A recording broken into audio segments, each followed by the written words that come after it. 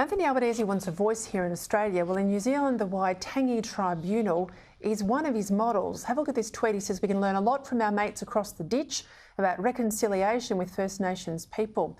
So what does the Waitangi Tribunal teach us about what's proposed here in Australia? Joining me now, research fellow at the Institute of Public Affairs, John Storey, who's published a new report. Take us through what you found, John.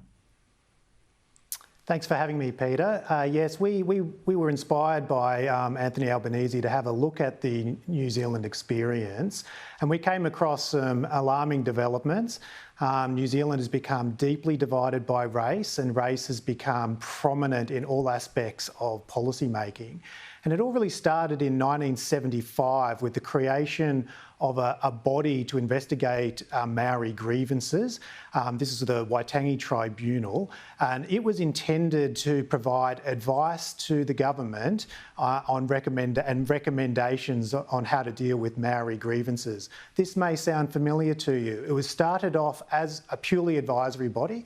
In 1987, there was a major case in New Zealand which found that the Treaty of Waitangi was binding on the government, and it laid down a number of principles, one of which was that if the Waitangi Tribunal found that there was a legitimate a grievance by a Maori group, that the government must act to redress it.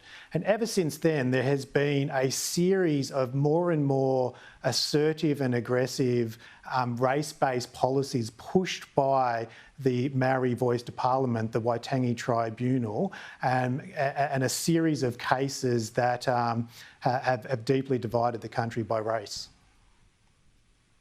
We're just about out of time, John. Where can people find your report to read it in full?